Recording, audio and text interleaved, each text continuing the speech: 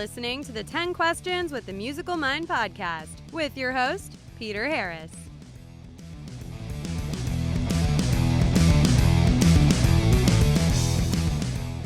Hello everyone, welcome back to 10 Questions with the Musical Mind. This is Peter Harris here once again as your host. This week I'm delighted to bring to the show the one and only Tom Keifer, of course of the legendary band Cinderella. Tom joins us. He's just released his second solo album, Rise, with the Tom Keifer Band, and they've been touring in support of that, and they will hit the road again early next year in February of 2020 in support of this album. So we get together and talk about his songwriting approaches and how things have changed over the year in the studios, and just what all makes his music tick and what inspired him to get started down the musical path to begin with. So let's join Tom on the phone here now.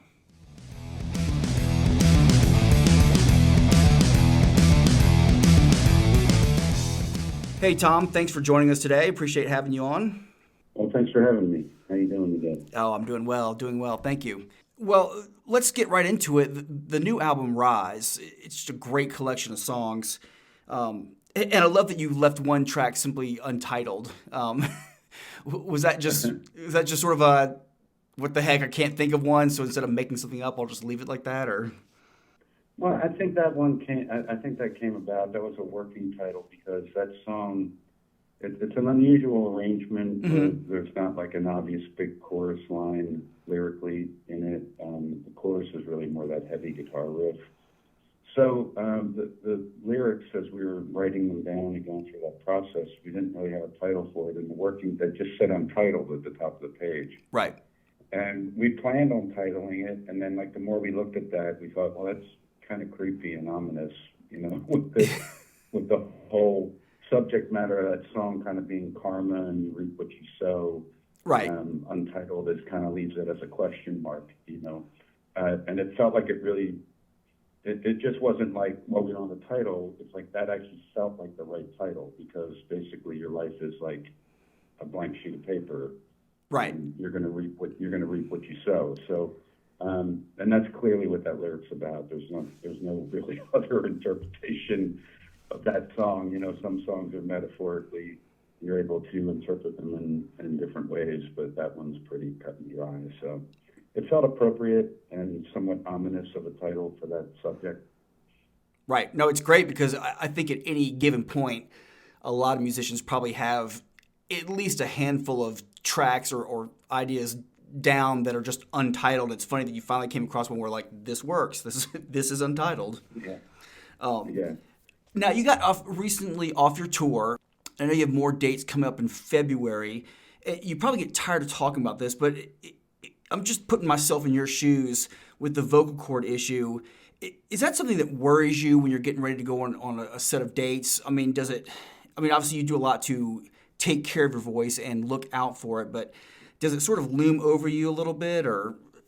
Yeah, it certainly does, considering the fact that I'm, operating with a bit of a weakness still, in my, I was told I'd never sing again due to a neurological condition, and I had to really train the cord and battle back to get to a place where it functions properly, and it's still, it's like an hour warm-up before every show, and I have to really maintain it, and so, screaming rock and roll is hard on a voice that's 100% healthy, and I'm coming in at a bit of a deficit because I have a condition that's not really curable. Right. You kind of learn to sing around it, I guess. So, injury is causes the risk of injury causes a lot of anxiety for me all day long. Yeah. On the show, obviously on a show day because it's just kind of part of it. I think every singer, especially ones that tax their voices, probably carries that a little bit, because it's always a possibility. So. Yeah, I can imagine that. But, to your credit, you've obviously worked around it pretty darn well, because at no point do I hear you go, oh, now he's holding back because he has to. You still deliver it. So it's you've done a good job of, keeping up your voice in spite of the worry there. So. Well, thank you. Yeah, a big part of it was kind of being able to let that worry go when you're on stage and just kind of let it let it flow, or Mm-hmm. just let go and let it do its thing, because that's important, that you're not that it's not on your mind, once you're in the show, because you don't want to be timid about it, because you can hurt yourself doing that too. You gotta go for it. There's a right way to scream and a wrong way, and you need to go for it. If Right. you hold back too much, you can that can hurt you too. Okay. You're not putting the full support behind it. So I guess it makes sense. Now, among the guitar players who came to prominence in the 80s, you're definitely a more prominent use of slide guitar than a lot of your contemporaries from that time. Were your slide guitar influences, were they straight traditional bluesmen, or were you kind of looking at more of the sort of outside players, I call them, like maybe a Sonny Landreth or even David Gilmour? I mean, who were your bread and butter slide guys when you were learning? Well, certainly. I mean, I've listened to Sonny Landreth. I have, definitely admired his work. He's has a very unique sound with that kind of cool harmonic thing that he does behind the slide. And David Gilmour. But, I grew up in the 70s, so there was a lot of slide work, everything from Foghat to Skinner to, Joe Walsh. I heard a lot of it just the way I learned in the blues, kind of second generation through, rock players. Right. I heard a lot of slide rock guitar. But then just like I did with the blues, once I realized that Jimmy Page and Keith Richards had, their influences with blues and country and R&B, and I kind of specifically dug back on the style of slide, and listen to Elmore James and Right. Johnny Winter, huge influence on that, maybe one of the biggest for me. And, some of Raikuda's stuff. But certainly, the initial exposure to it was, there was a lot of great slide guitar playing in the 70s when I grew up. Jimmy Page did it, it was just kind of part of that 70s rock sound. Sure. So I've learned from both, the rock approach, but then really gone back and listened to the blues approach too. Sure. Yeah, when I listen to your slide, it's always, you can tell it's obviously rooted in the blues, but you always have a way of making it sound kind of sinister. I've always liked that about your slide playing, but... It's definitely very sinister on Untitled, I would say. Oh, yes, yeah, exactly. I'm going to go off on a tangent here, but I only saw Johnny Winter once live, and it had to have been 25 years ago at least. But I love the band came out, and they started playing a number, and he walks out on stage a few seconds later. He didn't introduce himself. He didn't say a word. He just walks to the microphone and just goes, yeah, and just goes into a solo. Yeah. Just great. Yeah, that voice is, everyone admires and hails him for his guitar playing, but his voice is equally as badass. I love his whole thing top to bottom. Now, I've got a question. Going back to Cinderella, kind of the standard arrangement of most of the rock bands in those days was, you had a bass player, a lead guitarist, and, the singer a lot of times was playing some rhythm, maybe if they played guitar, that kind of thing. And so, I was a teenager in the 80s. So when you guys came out, I'd see your night songs and everything on TV, and I would just sort of assume, like, you're the rhythm guitar player. And as I got into your music, I'm like, well, this guy's playing a lot of the leads. I just sort of assumed Jeff LaBar was the lead guy.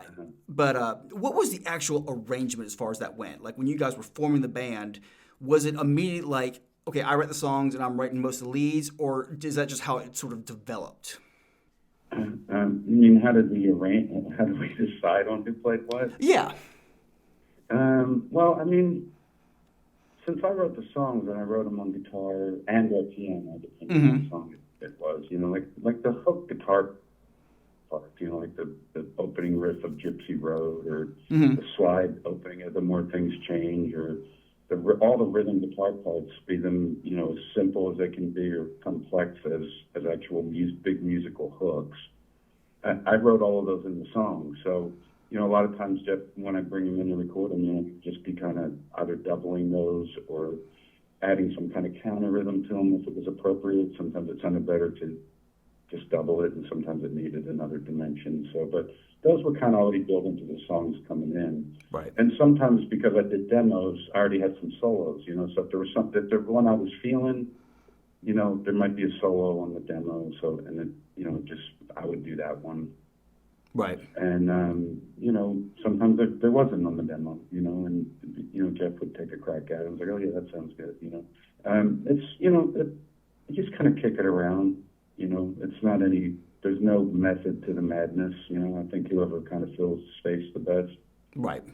That's probably the most natural way to do it anyway, so, yeah. A lot of times I would hear something right when I wrote the song, and when I'd be doing the demo, I'd lay something down. Don't know what you got till it's gone was like that, which is that's more composed solo too. A lot of my solos are just, I kind of prefer to improvise solos in the studio and maybe do a few tracks and then like comp between them so you get really spontaneous stuff. But some of the more, composed sounding ones that are more melodic sometimes came while writing, like for instance, Heartbreak Station, that lap steel solo, which is just really a melody, not a solo. Right. Yeah. No, I would assume something like that was written as part of the song, right? Yeah, a lot of it's built into the song, like the slide, that kind of Arabian scale slide in the night songs, the right. That's all written, into the song. That was the first time I heard you playing slide, and that's what stuck out to me when I say sinister, because it's such a Arabian. I don't know if it's Phrygian or what, but it's that great minor tone solo. Slide part. The name of that scale, but it's it has that kind of Middle Eastern kind of sound to it almost. Yeah, it was so unique at the time. It was really cool. Well, it's one of the first. Well, it is the first thing I think I ever recorded, professionally with a producer with a slide. And I've been playing slide since I was a kid, but that was the title track and one of the first ones we recorded. And the idea was to kind of create a sound to that slide part, and it be not just jamming, but like an actual part and like a hook to the song. And it's done in octaves. There's probably, I don't know how many tracks I did of it. There's maybe 3 or 4 tracks, they're doubled, and then there's like a couple octaves in there and stuff to kind of create this unique sound. So yeah, well, it worked. I asked some of my listeners to pose some questions for you, and I picked one of them out that I liked. One of my readers, Jeff, wanted to ask you that if you think being such a successful lead vocalist overshadowed any of your guitar abilities somewhat. And by that I mean, I think it's a good point, because if you'd been, say, quote unquote, just a guitar player, I think you could have been on more, say, like Guitar World cover features, that kind of thing, where the bulk of your press seemed to be like the lead singer of Cinderella, as opposed to pointing out like, this guy's also a great player. I don't know. Yeah. I mean, I do what I do, and, I think some people view me as a singer, some people view me as a guitarist, some view me as both, and some view me as a songwriter. I mean, to me, like, the main dig to me is songwriting. Right. Because I think that's where everything starts. So being the front person of my former band or the new band, to me, first and foremost, it's like the songwriting, is everything. Sure. And then the voice and the guitar is just the way you express that song. So, and that to me is, that's like first and foremost to me. So, I don't know. I mean, the recognition on the guitar thing. I mean, I don't know. Yeah. Who can say? Well, So what you're saying is you're primarily a musician, so it doesn't matter what area the praise comes from. It means you're doing a good job. It's kind of all. I guess it's all the same thing. Singer, songwriter, guitarist. It's all like one thing. It all kind of comes to me at once. The songs do. Kind of hear the vocal, the guitar, the melody, and the lyric, kind of just as one thing. Well, I was going to ask you that too. What's usually the first part of a new song you're writing? Is it what usually pops in your head first? A riff or a melody or lyrics always. The lyrics always, okay. And then the lyric is, inspired by, life events, life emotions, life observations, experiences. And then since that lyrics are an emotion, they kind of tell a story, then you immediately kind of gravitate to, a particular instrument, because like on the new record, a song like Death of Me, Savannah actually wrote most of that lyric and handed it to me, and I immediately related to it. I thought, man, a lot of people relate to this. Mm-hmm. And I thought, this is a song, the metaphors for the challenges in life with the adversity in the verses are so dark and kind of, I just thought that this, let's plug into an amp and crank it up and detune the E string and do something really heavy and kind of dark with this. But the lyric inspired that, what you're trying to do with, again, like I just mentioned, the delivery system is the guitar or the instrument. If you choose to sit down at a piano, like on Rise or whatever, that instrument and the voice becomes the delivery of the emotion of that lyric in that song. So the lyric kind of dictates what song or what instrument you write it on, the approach you take to the music that goes under the lyric and all that. So, and some people do it the other way around. They write music and then they go, okay, what kind of lyrics fit how this music feels. So Savannah writes that way too, lyrics first, and that's kind of our method. Always has been, going back as long as I can remember how I've written. Yeah, I love that question because I've gotten a different answer from every musician I've interviewed. Yeah, that's what's fascinating to me. It's some are lyrics, some are a riff. One person told me they always write the chorus first. But yeah, it's just interesting because that's not uncommon for me, that I kind of hear the chorus first in my head, or at least the main line and kind of a melody. Mm-hmm. Because that's kind of like the title of the book, So if you're going to write a book, you usually want a subject to write it about, So it's not uncommon that like the first lyric that pops into my head ends up being like the title, or the chorus hook, or what the song is about, Do you tend to stockpile ideas? Like when you started writing for Rise, did you say, okay, let's work on this new album, and you start from scratch? Or do you say, okay, I've got these 5 or 6 ideas I've been kicking around for a couple of years, let's see if we can't flesh them out? Like, are you starting from scratch with a new album, or do you usually have things in progress? No, it's kind of what you said. I just collect ideas for years usually, but right. It's no secret that I don't put out a record every year. But there's a reason for that, like the length of time between The Way Life Goes, the first solo record, and Rise, it's been about 6-7 years, and mm-hmm. In that time, a new band had been formed to support The Way Life Goes, because there was no band when we recorded it. It was all session players, and we've become this kind of unit and family and had this amazing chemistry. And we just, we stayed out on the road for a couple of years promoting the record, but then we stayed out like another 4 years promoting the band because it was new.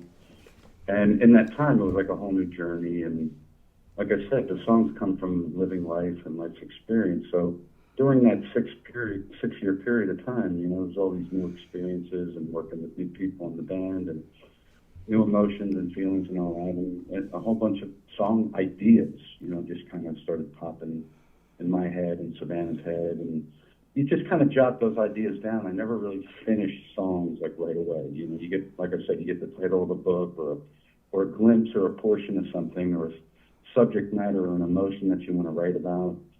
And you just kind of let that simmer for a while, and you collect a bunch of those. And we collected a bunch over the 6 years we were out touring with this band. And then about a year ago, when we got off the road last year in 2018, we decided we wanted to make a record with the new band.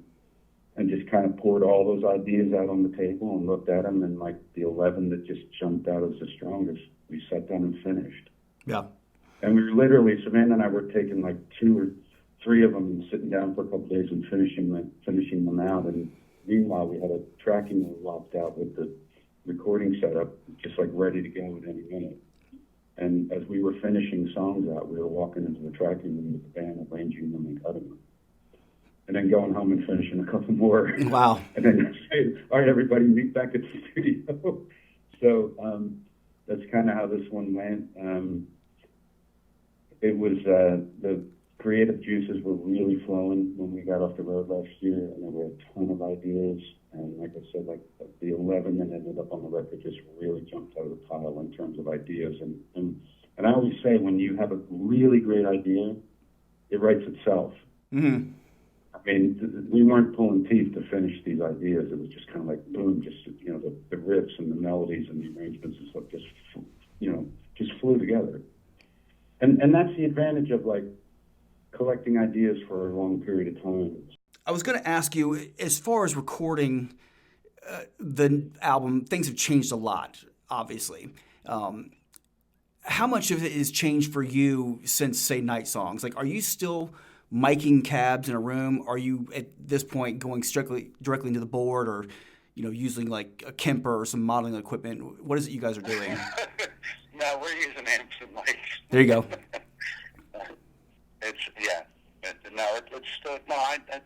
It hasn't changed much at all for me. I mean, the way you capture the music now, we started on 2-inch tape, and I still love tape, but I like Pro Tools too, and the new plugins and all sound really great, and there's some great editing features and stuff. And the greatest thing is just the recall with Pro Tools. You don't have to come in and spend 30 minutes pulling up a rough mix every time you go to work, to get back to right where you were.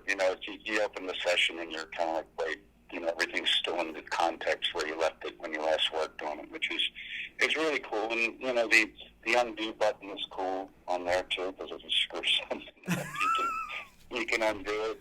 But we didn't have that with analog tape. But no, once you make that cut on 2-inch tape, you're done. Yeah, but or if you accidentally punch in on something that was really great and you erased it, guess what? It's gone.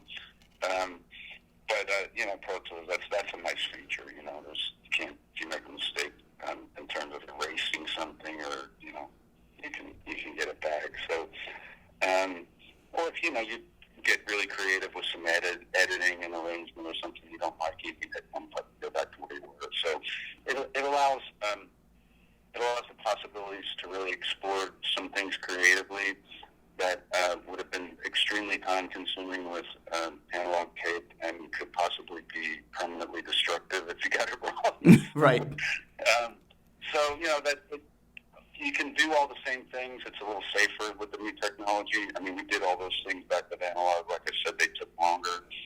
I mean, every engineer I worked with and producer back when we were on analog had a trick to do just about anything you can do in Pro Tools. It just took longer.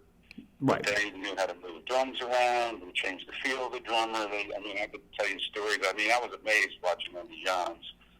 So, there's always been that ability for the producers to manipulate things in the studio, and it's just a little easier with the tools we have now. But the process, the goal and the process is to capture the energy of the band in the song. That hasn't changed. It's just, that's always the goal, is to get that right energy and performance and arrangement, tempo, and of course starting with a good song. So that to me is all the most important aspects of recording a record. Is you start with a great song, you have a great arrangement, you get a great performance, and a great mix. So those are the fundamentals. The tools we use have changed, but the fundamentals of the game are still the same. Right. Oh, I could watch a whole documentary if they just put a camera and showed Andy Johns produce a record. I'd watch that for 2 hours. Yeah. No, he was amazing. Yeah. Learned a lot from him. Well, I know you got to get going. I want to make sure everybody knows where to find you, Tom Keifer Band, as far as news, updates, live dates coming up, that kind of thing, so make sure nobody misses out. TomKeifer.com is kind of the home base. That's my website, but that has links to the social medias, all the, Twitter and Facebook, which are really more up to date. Those are things that I'm actively involved on, on a daily basis. So the websites, get updated a little bit slower. I think people are more follow social media more these days than websites. But, but there's links to everything on the website, so that's the best place to go, because you can buy the record there. All the videos are there that was cut, and there's links to the socials that kind of are a little more daily updates. So. Sounds Sounds great. Well, I know you got some dates coming up in, I think February is when you kick it back off again. So I'm right up the road from you in Knoxville, so I'll be looking forward to seeing you soon. All right. Well, I appreciate your time today. Great talking to you. Absolutely. Thank you so much, Tom. Thank you. You have a great day. All right. You too. Bye-bye.